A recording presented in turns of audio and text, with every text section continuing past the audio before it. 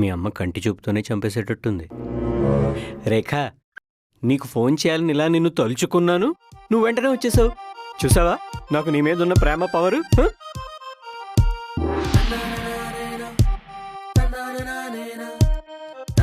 Library కూడా ఇంత సైలెంట్గా ఉంటుంది అంకుల్. అసలు ఏం జరుగుతుంది ఇక్కడ? ఎవరైతను? నేను అంకుల్ వాళ్ళ ఫ్రెండ్ వాళ్ళ అబ్బాయిని సిటీకి ఇంటర్వ్యూ కోసం వచ్చాను. నీ గురించి ఆల్రెడీ తెలిసిపోయాక ఇంకెందుకు అలా చెప్పడం? మీరేగా ఎవరు అడిగినా ఏదో చెప్పన్నారు. సరే, ఇంకెవరు అడిగినా అలా చెప్పకు. ఏంటా డిస్కషన్ ఏంటి? అది కాదు రేఖ, తను అక్కి, మన అమ్మాయిని ప్రేమించిన అబ్బాయి. నాన్న మా పెళ్లికి ఆల్రెడీ సిగ్నల్ ఇచ్చేశాడు. సిగ్నల్ ఇవ్వడానికి అయినా ట్రాఫిక్ పోలీసా? అదేంటి రేఖ అలా అంటావు? ఆపు వెంకీ. అరుస్తున్నారేంటి అంకుల్? నువ్వు మాట్లాడుకు కాసేపు. మీరు మాట్లాడుకోండి, నేను వెళ్తాను. సరే బాయ్. అది కాదు రేఖ, మన మీను ఈ అబ్బాయి ప్రేమించుకుంటున్నారని. బయటెందుకు, ఇంట్లోనే ప్రేమించుకోండి అని ఇంట్లో పెట్టారా?